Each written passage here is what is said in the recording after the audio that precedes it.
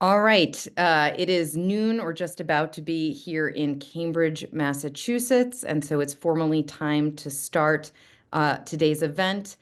Welcome, everyone, to this edition of PON Live from the Program on Negotiation at Harvard Law School. I'm Nicole Bryant, the managing director here at the Program on Negotiation. And we are very glad today to be gathered for this book launch of the latest work from Max Bazerman, Negotiation, the Game Has Changed. And I'm going to introduce Max and the book in just a second. But for now, let me reiterate a very warm welcome to all of our participants who are tuning in from all over the world for this, which is our second event of 2025.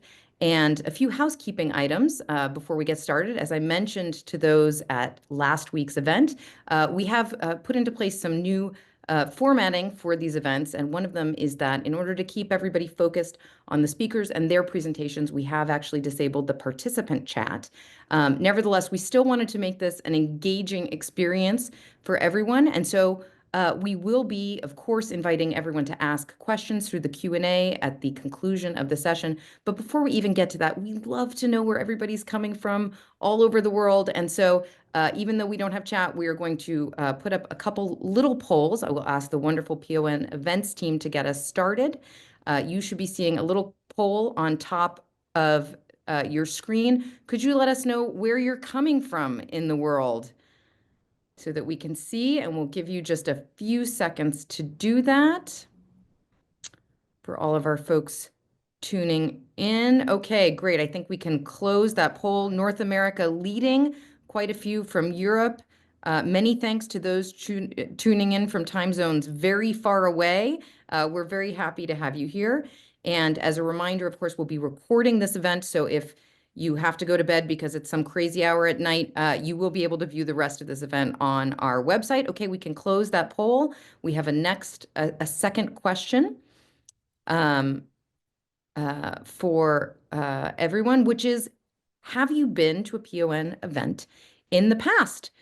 We always have some regulars uh, who are our VIPs, some who tune in periodically, and then I see quite a few for whom this is your first event. Thank you and welcome. We're really happy to have you. We have multiple events every month on varying topics related to negotiation, mediation, and conflict resolution. And we are excited to have you as part of our community and as at our event today. Lovely. So go ahead and final question. We'd like to know what your professional experience is as it relates to negotiation. Are you a faculty researcher in the field? Are you a practitioner? Or are you just interested in this topic, or perhaps a friend of Max's or a neighbor? You never know.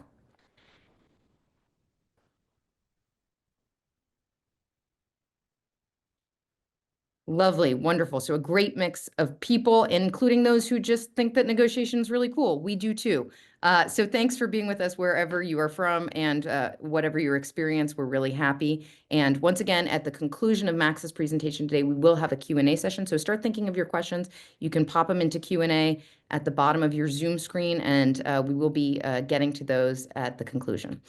All right. I would like to thank the wonderful PON events team who put up those polls and did so much else in advance of our program today, and will continue to be doing things, making sure we get the recording up on the website so that you can share it with somebody in case they weren't able to attend. Diane Long, Lindsay Sullivan, Laura Sampietro, big thanks to them today and every day for all that they do, and thank you for that applause. I appreciate it. And now we're going to turn to our speaker and to his latest work, because Professor Max Bazerman is one of our most prolific PON authors. And I just really appreciate, Max, that you have ensured that you put out a book every year so that we can always have our time-honored tradition of kicking off the year with you. Max is the Jesse Isidore Strauss Professor of Business Administration at Harvard Business School, as well as a member of the Program on Negotiations Executive Committee. His latest book, which we'll be talking about today, is Negotiation, the Game Has Changed. And as a little note, when I got my copy of this book, it was smudged. This is not my smudging, it's someone else's smudging. And at first I thought, wow, I was expecting a pristine copy, but I can only conclude that someone at the warehouse really decided they needed to get into this before it even got to me. So Max, what you're saying is clearly needed by the world, and I hope that they enjoyed the book as much as I did. This latest work draws on Max's extensive experience in the field of negotiation to talk about what has changed over the course of his career as a faculty member, researcher, and consultant and advisor. And each chapter starts with a question that has been posed to Max, some by executive education participants. And the chapter then delves into contextual elements that are needed to understand the answer to the question before summarizing how Max would answer it himself. It is a really great study of a lot of useful negotiation topics, draws heavily on negotiation literature, including recent literature, and a really fun study of various events and cases. So with that, I am very delighted to present the author and give him the Zoom floor. Max Bazerman, thank you and welcome to PON Live. Thank you. Nicole, thanks for that wonderful introduction, and thanks to the whole team for allowing this event to happen. I'm delighted to be with you. I appreciate talking to an audience that's so focused on the core topic that this book is all about. I found the smudging on the book to be interesting, Nicole, because perhaps publishers need to read the content, and maybe they were doing just that. I'll actually come back and talk about my negotiations over the contract for this book as part of today's session. So first of all, I'll close with this slide as well, but you can see at the bottom, the book is published by Princeton University Press. And if you go to a website that you can connect to that will show up in one of your links, and you use the code BAZ30, they'll give you 30% off the price of the book as well. So that's the advertising portion. Okay, so some of you know me. I'm sure many of you do not, but I've taught negotiations for a long time. And one of the nice things about teaching negotiations is it's fun to teach. I'm a game player by background, so it's kind of an opportunity. To play games for a living by working through a variety of different negotiation problems. And the truth is, people tend to respond well to negotiation classes in a broad sense. People like learning about negotiations. But I've had many, many students over the years, participants in executive programs, who have said, this was a fine course, but, and I'm sure everyone on the podcast can think about what the but might look like. It might have to do with sort of cultural norms within the country, dealing with a particularly difficult adversary, dealing with particular crisis where the other side has power, and so on and so forth. And I would describe this as a desire for people to learn within their own context. Many, many, many years ago, before I was at Harvard, I taught at Kellogg, and my excellent colleague Jean Brett and I started a negotiation program. I think it was the first executive program taught in a business school, and we were fortunate to be on the faculty, on the same faculty as a guy named Philip Kotler, who may have been the world's most famous marketing professor. So we met with him on marketing that very first program, and I remember him saying, it's too hard to sell a program to everybody. You need to focus on an audience. So he basically said, pick your audience. It could be procurement professionals, salespeople. He argued it'd be easier to sell a program to a core audience because people like their context. And he was a wise man, and I'm sure that there was some good advice. Jean and I didn't listen because we were obsessed with the notion that we all need to learn how to negotiate better. But I think that this course was fine, but comments are reflective of the fact that people do like thinking about their own context. And quite honestly, I'd say for a long time, I wasn't that sympathetic to the context claims. I tried to be polite, and I would argue how the generic ideas in the course were probably relevant, even if you're negotiating in China during the supply crisis, but that they needed to be adapted. But certainly other people believe in starting with the context. So before negotiations boomed in the 1980s as a unique topic of its own, negotiations existed within labor management relations, but the labor management relations literature, very much focused on the institutional features of that negotiation context. So there's long been a tension in the negotiation field. Do you start with the ideas and work out, or do you start with the context and work in? And I'm going to remain on the generic ideas and work their way out story. But what I'm going to present and what the book is all about is how important the context has become and how we need to think hard about the context in a variety of systematic ways. And that's a theme that flows throughout this book. In writing this book, I also wanted to write a book that would be a fine book for someone who's never read a negotiations book before, but I also wanted to write a book that would be of interest to the kind of people who would show up on this kind of podcast, people who may have taken a course at PON before or read 3 or 4 or 5 negotiation books.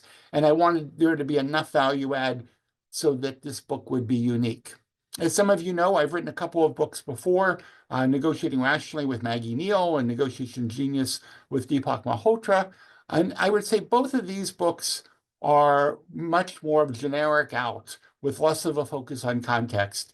And the other thing that's kind of unique about this book is the examples. So I love my book with Deepak, Negotiation Genius, which is the more recent of the 2 books up there.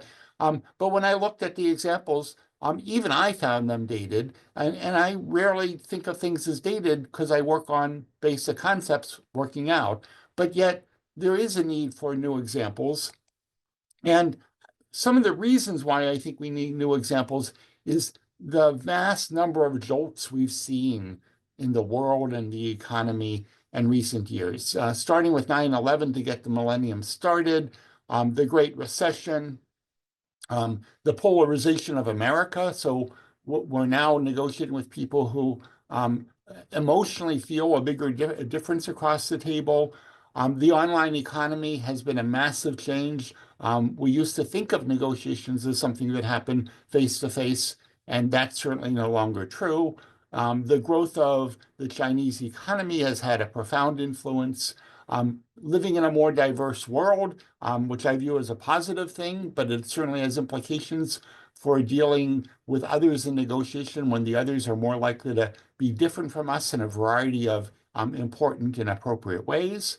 And COVID-19 changed our lives in so many ways, and it kind of pushed many of us online in ways that we never imagined. So these are some of the enormous context jolts that led me to focus on a book that is much more context specific than any negotiation book that I wrote before.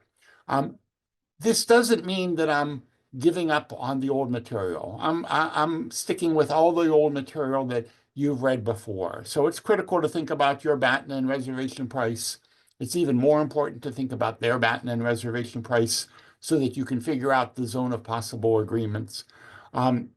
Negotiators with significant experience still show up for executive programs, assuming that the pie is fixed, and are shocked the first time they do poorly in a simulation because they miss an opportunity to grow the pie.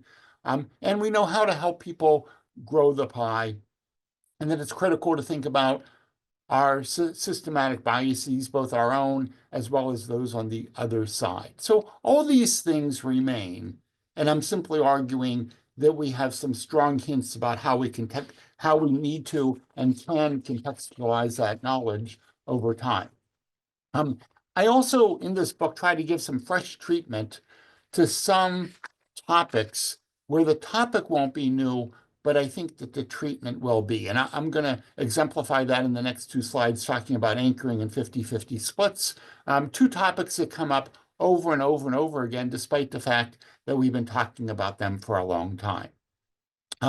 Nicole was nice to mention that my chapters all start with kind of a comment, question, story that I've run into. This is an example that some very important people in my company have stressed that to get the best offer possible, I need to make a very low offer, and on and on and on. And many of us have run into people who think the way to get a great offer is to make an extremely low offer if you're buying or make a very high demand if you're selling.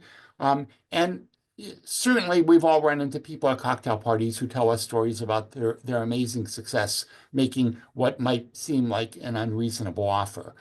Some of you will recall Trump's first administration demanding that Mexico will pay for the wall. And that led Mexico to cancel the meeting, and they still haven't paid any of the costs associated with Trump's wall building activities. But if we look at the academic literature, we could find fine academics like Adam Galinsky and Marie Schweitzer, who are friends of mine, who write, your first offer should be just this side of crazy, as opposed to that side of crazy, in their book, Friend or Foe. And they provide, I would have to admit, strong evidence that this is good advice. But most of the evidence comes from laboratory experiments. And some of you might know that I'm very much of a experimentalist, so I've run many laboratory experiments. So I don't mean to insult experiments in a broad way, but I think that experiments are biased in what they tell us about anchors, because when you're in a classroom or in an experiment, and the other side makes an extreme offer, we rarely get up and go home. Sort of we're there for the class or we're there for the experiment, so we continue.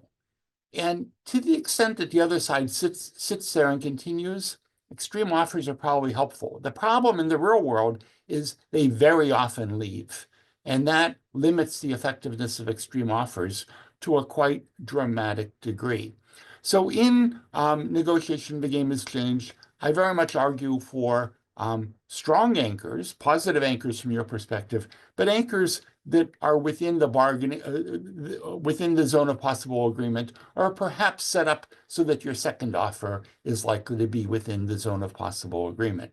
So the book tries to take this very important topic of anchoring, sort of completely agreeing with many who have written that anchors are important, but trying to figure out how do we manage that and what are the limits to thinking about how extreme our initial offers might be. One of my other kind of favorite topics where we can see different ideas in the literature is the topic of 50-50 splits. And here I provide a variety of 50-50 split ideas. The first one, we're only $600 apart. Why don't we just split the difference? Going out to dinner with another couple and throwing in 2 credit cards and saying divide it in half. Some of you who are getting older might be thinking about what's going to happen to your assets when you are no longer on planet Earth. And many people think that the 2 children should each get 50% of their assets. The most relevant in my household is the dog needs 2 more walks today. How about I do the 4 o'clock and you do the 8 o'clock, which seems quite reasonable. But this kind of misses a variety of interesting issues about whether or not we split other activities equally, who ate how much of the food, and we can go on and on and on. So I thought I would sort of comment a little bit on 2 very visible books in negotiation that have been published in recent years. One is Chris Voss's book, Never Split the Difference. And I can tell you, I've run into lots of executives who have found very useful advice in Voss's book, particularly on how to deal with very emotionally difficult situations. But the title is a bit concerning to me. And I kind of think that Voss's publisher might have had a lot to do with it, because the book isn't that much about it. But Voss, the name of the book is Never Split the Difference. And he provides lots of examples where splitting the difference doesn't make much sense. Like your partner thinks you should wear black shoes and you think you should wear brown shoes, so you split the difference and go with one of each. That's probably not a very good idea. But that highlights the fact that you shouldn't always split the difference. There really isn't much evidence in the book that you should never split the difference. And I would argue that there's lots of times when it's a socially beneficial thing to do and there's nothing terrible about it, splitting the difference at all. So I certainly reject the notion that we should never split the difference. But I don't need to be the one to reject that title, because Barry Nelbuff's very interesting book, Split the Pie, makes the interesting argument that we should always create the biggest pie possible and then split the value that we're creating by working together. So whatever surplus we're creating by working together over our BATNAs should be divided equally between the two parties. And Barry argues that it's a great way to go through life. It's a great way to build relationships. It's a great way to be treated fairly. It's a great way to get the parties to focus on creating the biggest pie. If you know you're going to be splitting it equally, you both have the incentives to do just that. At the same time, Barry's a little bit extreme in arguing we should always split the pie. And somehow I'm not confident that I'm going to get the car salesperson on board with finding out what the surplus really looks like and dividing it equally. So I'm not going to give up some of my other tactics for many contexts. But if you're my very good friend and we're negotiating together, I think splitting the pie is a quite lovely idea. A third perspective that I think is important is Dave Messick's idea that splitting the difference is a social heuristic. So if we take a look at the dinner story, and I want you to rewrite the dinner story where the other couple is really hungry and they also drink more than you do. And so they consume about 80% of the drink and food that was consumed. And at the end, they say, why don't we just share the bill equally? There's something kind of wrong with that. It certainly doesn't seem fair. So why would it even occur? And Messick argues that we don't split the difference because it's fair. We split the difference as an excuse to not need to talk about what's fair. So there's something socially awkward about talking about who ate what. And Messick argues we split the difference to avoid that problem as much as possible. And I think Messick gives us very good insight to understand how the psychology of splitting the difference works so that we can identify when splitting the difference might work against us and when we might want to pursue a different strategy instead. Okay, so now I want to tell you about a topic that I spend a lot of time thinking about, and that is negotiating ethically. And I want to kind of go over two pieces with you. One is simply a story that this is a story I've actually heard multiple times of a home buyer, and the real estate agent that they're working with is also their friend. And many of you have had real estate agents who is either your friend or somebody who you grew to like a lot, seem to be a nice person, but they're constantly arguing that you need to make a more aggressive offer. They want you to concede more. And you quickly understand that your concession is certainly good for them, but it may or may not be good for you. So if they're giving you advice that isn't good for you, should you even trust them? And I would argue probably, but don't rely on their advice. An agent has very different incentives than the principal in most transactions. And I think that there's lots of perfectly nice real estate agents out there who tell you to offer more or a seller to lower your price more. And they honestly believe that they're giving you good advice, and they might be, but they're going to be biased in the direction of what's going to increase the likelihood that the deal is going to go forward. This is normal human psychology, to see the world in a way that favors us. So we shouldn't be angry at the agent, but we also shouldn't defer to the advice that they're given, and we should continue to think for themselves. Now I want to talk a little bit about this quiz I have for you at the bottom.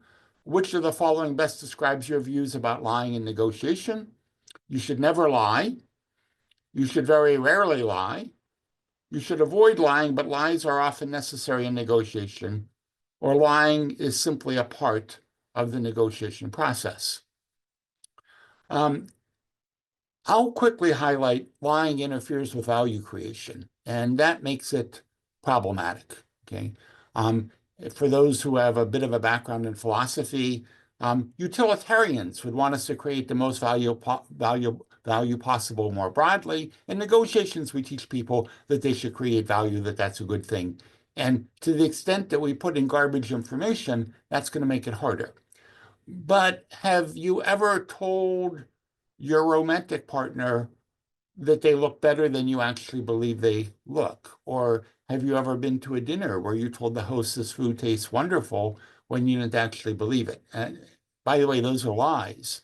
Um, and if we go back to the Cuban Missile Crisis, there was a lie told to the American public having to do with the U.S. missiles in Turkey that allowed an agreement to occur that probably saved the world from a nuclear holocaust. And we would have been at risk without the availability of the lie. So my reaction is you should rarely lie, but I'm not going to condemn all lies. I would focus on value creation. When your lie is destroying value, I think it becomes ethically problematic. But I don't go with you should never lie. I would go with you should very rarely lie. And there should be a reason about value creation, not for you, but for the collectivity, before you consider that course of action. Okay, one of the things that I've observed, I've been teaching negotiations for a while, going well back into the prior millennium. And I think one of the things that are different has to do with the frequency of disputes. And when I say disputes, I'm referring to situations where there already is an agreement, but but something has to give. There's a problem, there's a dispute. We can't just walk away. When we're negotiating a new deal, we can often walk away. When we're disputing, there's going to be a life that follows with or without a clear agreement. Now, lawyers have dealt with disputes for a long time. I find that the rest of us are dealing with disputes on a more regular basis as time goes on. I live in Cambridge, Massachusetts. I know that since a lot of you are somehow connected to the program on negotiation, you have probably come through our fair city at some point in time. And I want to give you a political update on Cambridge, Massachusetts. So it used to be a fairly happy place where Democrats and socialists could argue against each other in fairly friendly tones. But the discussions were clearly on the left, and there wasn't a whole lot of animosity. I see that as changing, and it's reflected in the story that I have up here that I heard from somebody who works for the city of Cambridge, where they basically passed a law that basically pushed forward building 22.6 miles of bike lanes through the town, including on Mass Ave, the most significant commercial street. Most people in Cambridge are in favor of increasing bike transit. Most people on this podcast are probably in favor of bike transit. So where did the hostility come from? Well, a lot of pedestrians aren't happy with where the bike lanes are. There are a lot of business owners who have taken a financial hit because parking spaces were given up to create the bike lanes.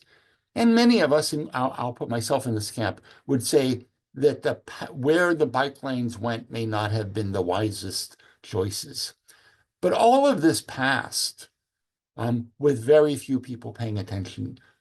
And now that these bike lanes are in effect, lots of people are unhappy. There are three bicyclists who have been killed by trucks since the law went into effect. There's a lot of tension on this topic. And those who are part of city government wonder why, when we certainly gave everyone formal notice. And I think that that's true. But they clearly didn't get all the parties engaged early on when this process started. And now that people are feeling the effects, we have a political environment that's far more hostile than anything that I've seen during my 25 years of living in Cambridge, Massachusetts. So how do we deal with disputes has become a very, very important topic, something that we deal with in detail. And in another kind of an amazing story, I built off of Noor Catelli and Deepak Malhotra's fantastic case on the English Premier League. It's called Project Restart. So if you look for it on the HBS case platform, it's not called English Premier League, it's called Project Restart, where they basically talk about the premier football, what we call soccer here in the US, league in the UK, and how they were going to cope with being in the middle of a season where a variety of actions had to happen. And the government was saying, you're not allowed back in your stadiums yet. And this case, which I analyze in detail in Negotiation, the Game Has Changed, provides a good opportunity to talk about multiple lenses about how we resolve disputes. I certainly include Yuri Brett Goldberg's work on interest rates and power, and I also talk about how focusing on what's fair can be a critical lens to help effectively resolve disputes. Okay, I also want to talk a little bit about negotiating online, which is a kind of a fascinating topic. And for the younger element of the audience who may not remember 1990 that well, but back in those days, if you wanted to reserve a hotel room, you could call the hotel or the hotel chain from your landline, or you could talk to a travel agent to book your reservation. But the way most of us book a hotel reservation today wasn't even available to us online. Today, the world's very different. We do lots of our transacting very much online. And when we're doing something that looks more like negotiating, we're often doing that online as well. And in the chapter on negotiating online, I benefit a lot from the work of Terry Kurtzberg at Rutgers University and her colleagues, who have looked at a lot of interesting aspects of negotiating online. And what we clearly know is that the less context-rich the interaction, and Zoom is less context-rich than face-to-face in person, but it's more context-rich than telephone or email. But as we lose context richness in the interaction, creating value becomes more difficult. It becomes harder to find out how we can basically grow the pie. That's harder in the online context. So there are a variety of things that we could think about in terms of how to negotiate with somebody, even if we are going to be on Zoom rather than physically with them in the same location, in terms of the nature of the screen that we're using and how we interact. There's also lots of implications about how we need to prepare differently if it's a group negotiation in terms of our coordination with our partners. So these are some of the topics that we go into in talking about the context of negotiating online. Okay, I actually have a few stories left, but I want to leave time for questions, so I may not get to all of them. But some of you might know that I coordinate a program at the Harvard Business School called Changing the Game. And so the book, Negotiation, the Game Has Changed, is a bit of a takeoff on this executive program. And I've learned tremendously from lots of my colleagues, like Guhan Subramani and Deepak Malhotra, Kathleen McGinn, people who are more sophisticated about thinking about context. And in the book, I build off of that to a significant degree. And I want to tell you about one of my favorite stories about changing the game. And it involves a colleague of mine who will remain nameless by choice. It'll also involve Guhan, who's the faculty chair of the program on negotiation. But the story has to do with my other friend, not Guhan, who basically puts her condo on the market for $989,000 during a hot market in Cambridge. And she thought it was a bit low. The agent had encouraged her to go with a low price, get lots of offers, and then try to create a bidding war. So anyhow, the condo goes on the market, and the plan is to have open houses over the weekend, get offers by sort of early the next week, and then look at if there's multiple offers, look at them at the same time. The interesting opportunity or problem comes when they get an offer for 1.125 million, significantly above their asking, but there's a deadline in advance of the deadline they were planning on posing on other people. So basically, they have this choice of taking the 1.125 offer or continuing on the market. At the bottom, you can see the actual recommendation from the agent, again, who I've mentioned earlier, may have an incentive to close the deal as quickly as possible. And basically, the agent is encouraging them to close the deal very quickly, and has some interesting advice about how to share money as well, which I don't find particularly appropriate or friendly. But anyhow, question is what to do. And my friend contacts me, and borrowing from Guhan's writing on corporate transactions, I propose that she and her partner counter with the following. I request that the prospective buyer a request to the prospective buyer to make their offer legally binding through Wednesday, giving them time to go get other offers. This is often called a go shop provision in the corporate area.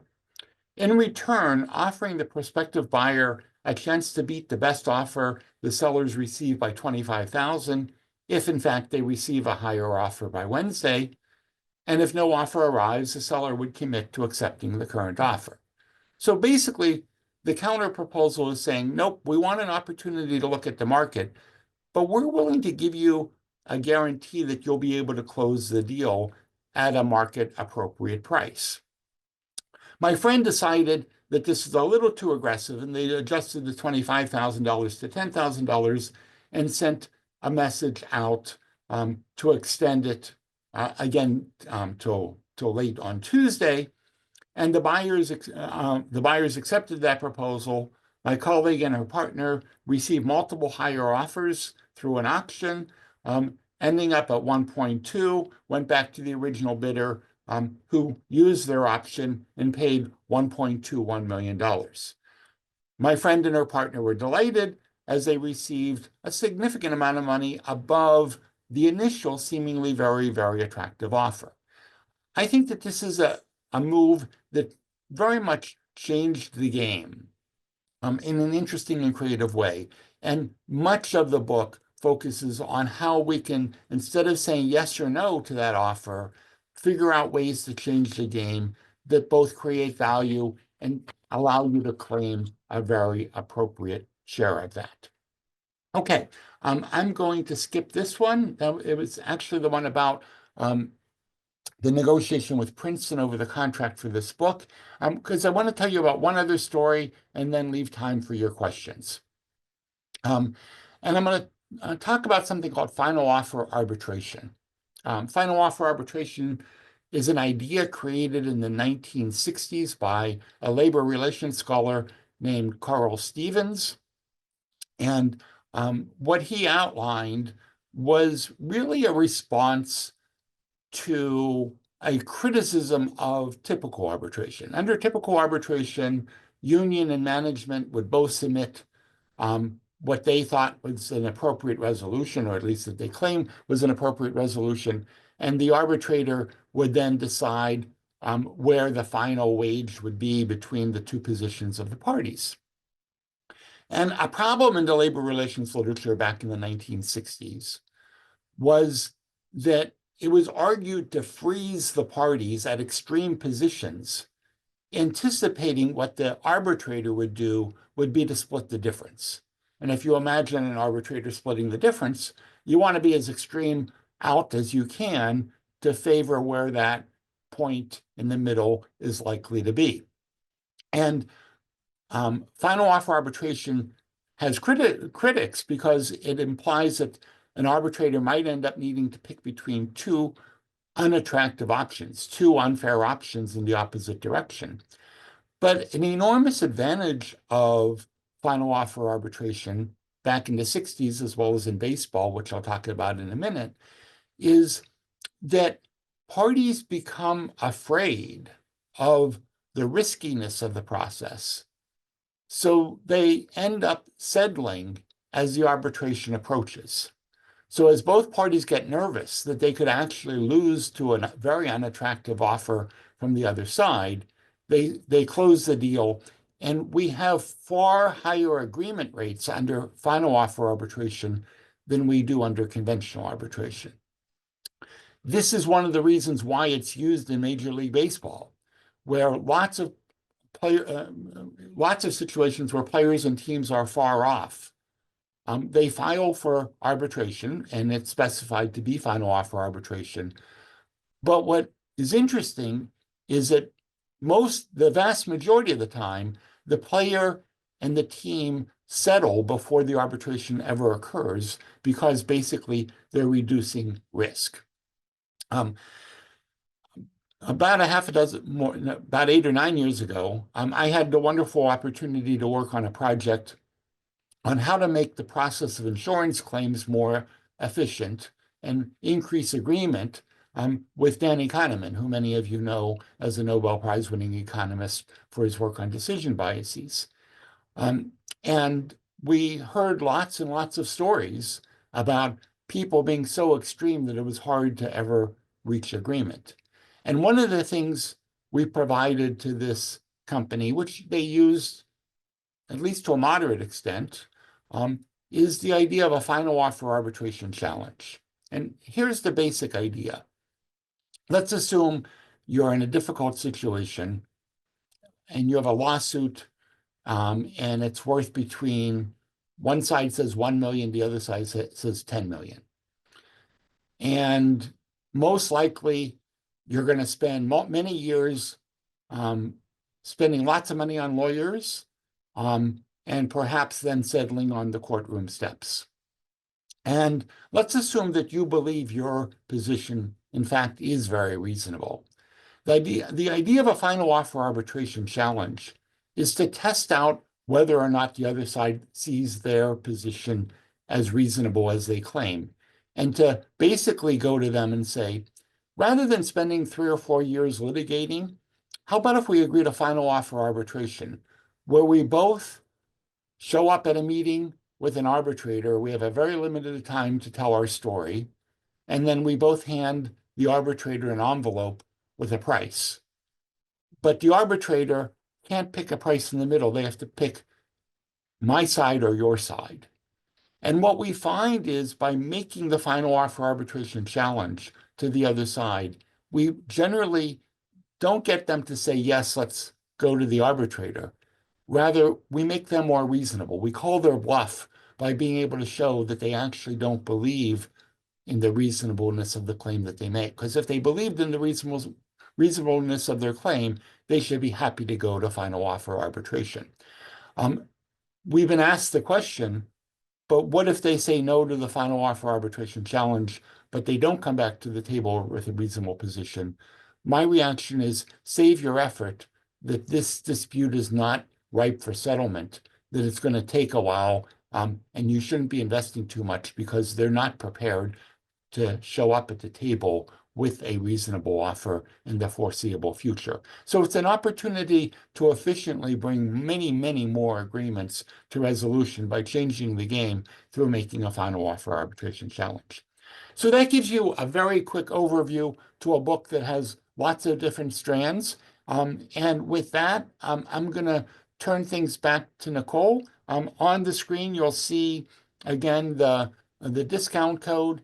And I'm going to let Nicole tell us what topics the audience is most interested in talking about. Yeah, absolutely. And we've got a number already in the Q&A. Please, everybody, continue to put them in, and we will do our best to get to everything. Max, thank you for your wonderful presentation. And I know you had more you could have talked about, and I love the example of your negotiation over this book. So we'll just have to tell people to get the book in the book in order to read it. In order to read it and understand, how you approach your own negotiations, which I think is always very instructive. First question from Stephen, back to the question of ethicality and lying. So you gave a probably shouldn't always lie.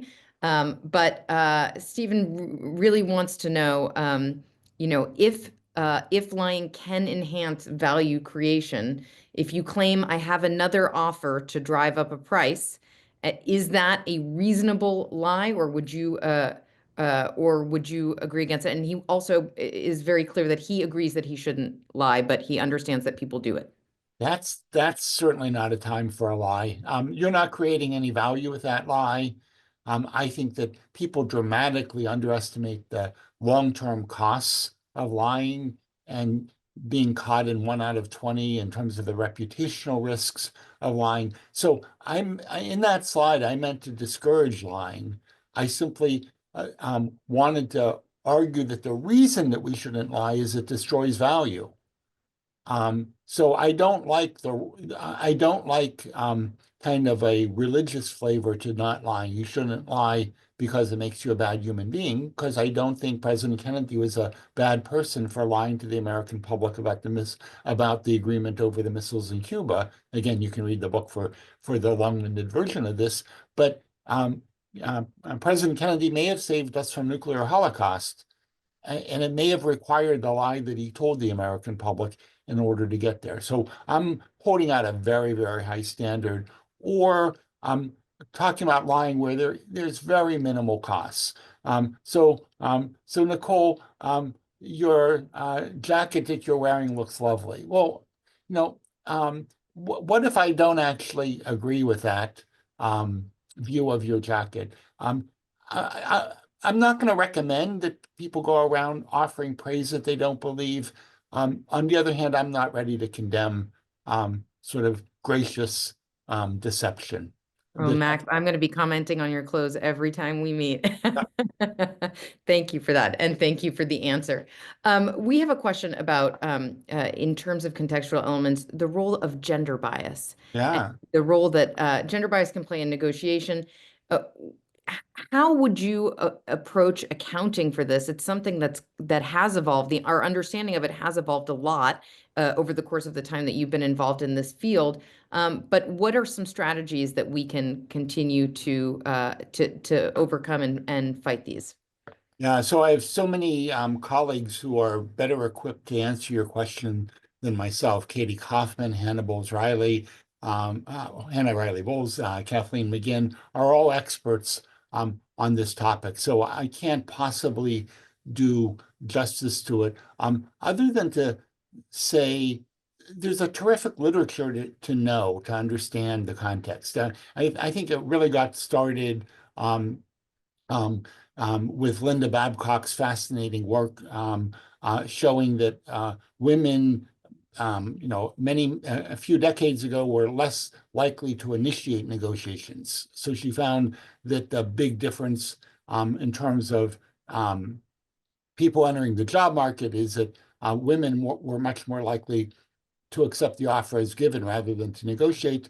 There's more recent evidence that that may not apply in today's contemporary society, that it may have been that Linda's book was very successful at getting women to represent themselves better. There's fascinating work by some of my colleagues, Hannah and Kathleen, who have showed that women negotiate just fine when they're negotiating for others. If there's any problem, it's when they're negotiating for themselves.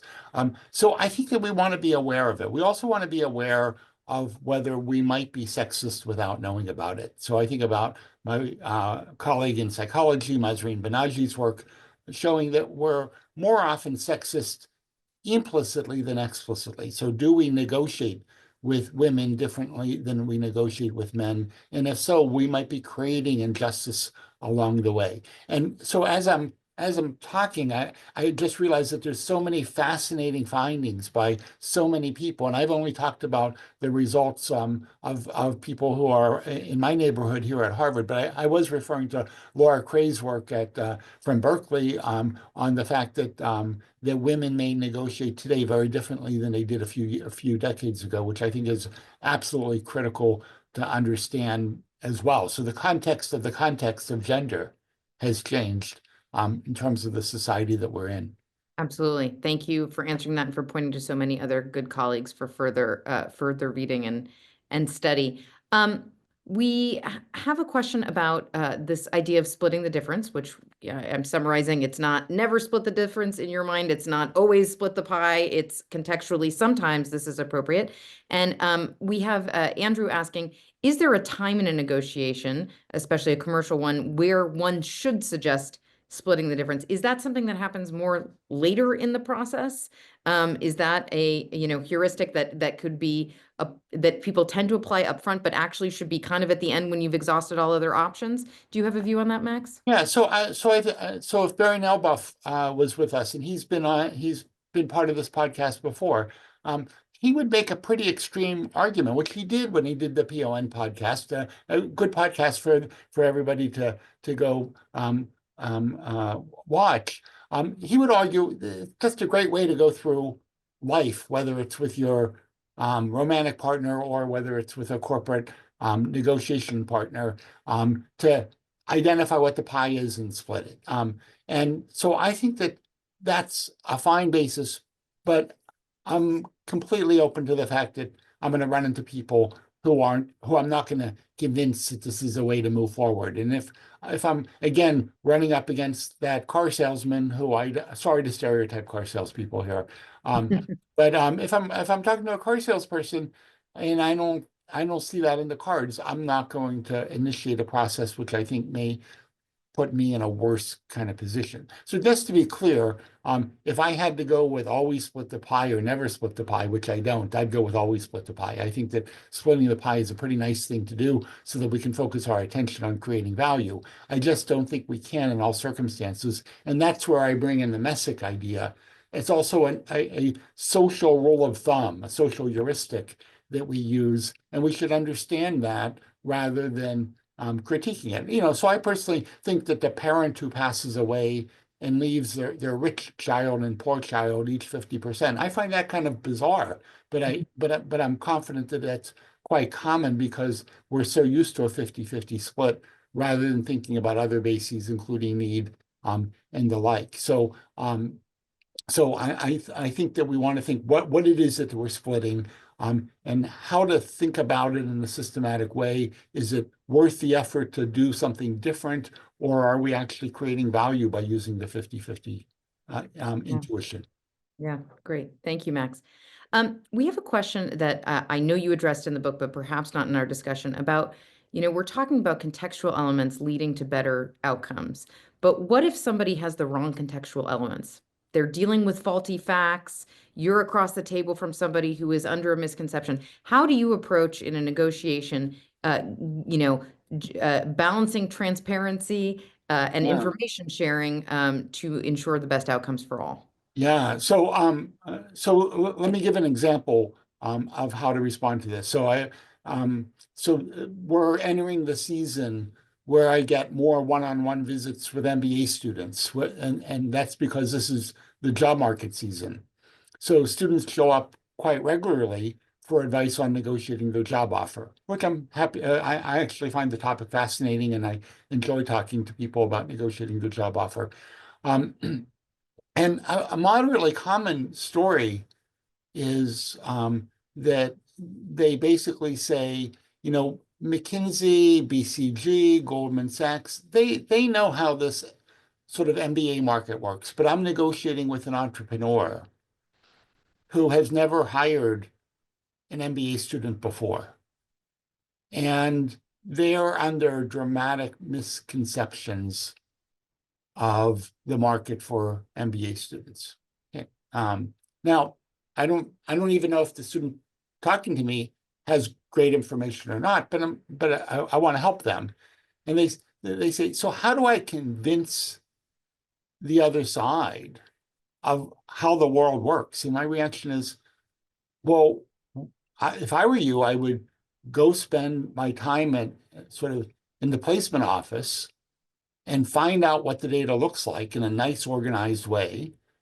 And don't send them a 20-pager on it, but put together one page of useful data that will help them understand what the market looks like, and nicely ask them if it's possible to send them an email with an attachment that might provide some useful information to guide our discussion. So how could you very pleasantly bring the other side up to date on what you think is a better understanding of the context that you're currently facing. But I've also had students who want to tell me about how things were based on data from 2 years ago, and they want to ignore the context of how the world's different, because the changes don't necessarily favor them. So this can be on both sides. So one of the interesting things is we're often talking to one side, and we tend to believe their story that the other side is confused. But it may be better to think about how the two sides have different understandings of context and how do we put these two things together. Yes, which you address in your chapter titled "Them," which I think is a very good summary of how we often attribute misdeeds to the other side and don't consider on our own front. Max, you conclude the book by talking about preparation, which is something that we teach regularly in our negotiation classes, and I'm wondering if is it fair to say that preparation is the answer to all contextual elements, yours, theirs, and every understanding? I mean, are you only reinforcing your belief as time has gone on that it's Yeah, important to have this information and to do your due diligence? I like the way you said it. If you said it before I sent the book off to the publisher, I would have used your wording. So I'll be the next blurb. exactly. Yeah, preparation is so critically important. Yeah, I've taught so many MBA classes and so many executive programs, and I think that there's kind of three messages that come out surprisingly strong. One, people don't think enough about the other side, and I think we're very good in our courses to help people do a better job of thinking about the other side.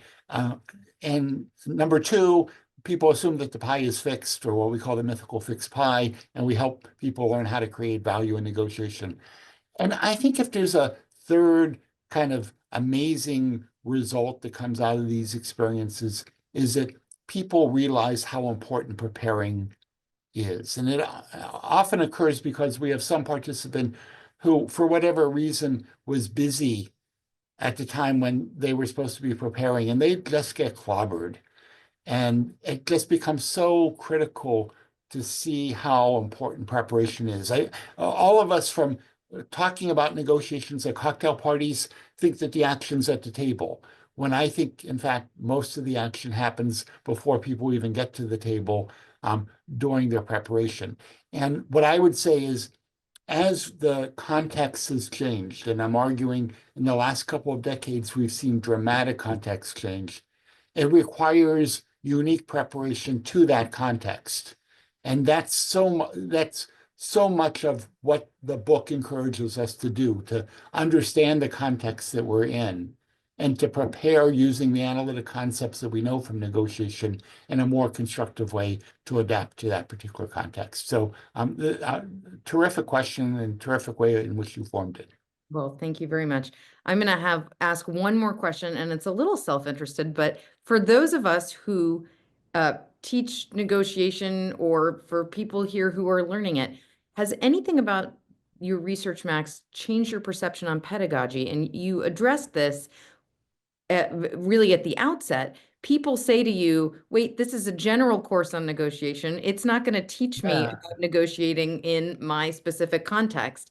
And perhaps self-interestedly, a lot of us who do this work say, no, no, no, this general framework will be applicable, and then you'll add in elements. How do you feel, having gone through this research and over your years of teaching, about the value of general negotiation classes that touch on different contextual elements and help people prepare for their own specific situation? Again, terrific question. So I would start by saying I'm more sympathetic to all those buts that I had on a slide at the beginning of the talk. So Yeah. I'm just more sympathetic to the way the mind works is to want context-specific information. At the same time, I'm a big believer in the critical importance of our generic ideas and using them in lots of different contexts. I think that in my teaching today, and it's hard to um, to provide the details. But I think today I spend more time toward the back of sessions, helping people think about how they would take the messages from this particular class that might have been in some having to do with buying a piece of real estate, and how we would generalize that to lots of other contexts that I could easily imagine people in the room facing, so that they can see that generalization process within the class context, and then hopefully they can see the model to generalize it to their specifics as well. Once again, thank you again. This has been a delight. It's been a treat, and I know that the nearly 400 people who were with us at the peak of this have really enjoyed and benefited. Everybody, please go out and get this book, Negotiation. The Game Has Changed. Yes, there was a 30% discount code for the Princeton University Press. We hope that you will get it and stay tuned and be engaged. And we look forward to seeing you, of course, at another PON live event. The recording and video and slides from this one will be up on our website in just a couple of days, so you can send it to your mom, your friend, your real estate agent, or whoever you want. But we hope to see you in 2 weeks. We have Diana Chigas of Tufts University coming in, and then Joshua Weiss. Also, we have a double header, February 11th and 12th, Valentine's Day week special. So a big thank you to you, to the fabulous PON events team once again. And Max, thank you. Such a pleasure to spend this hour in your company. Thanks, everybody. Be well.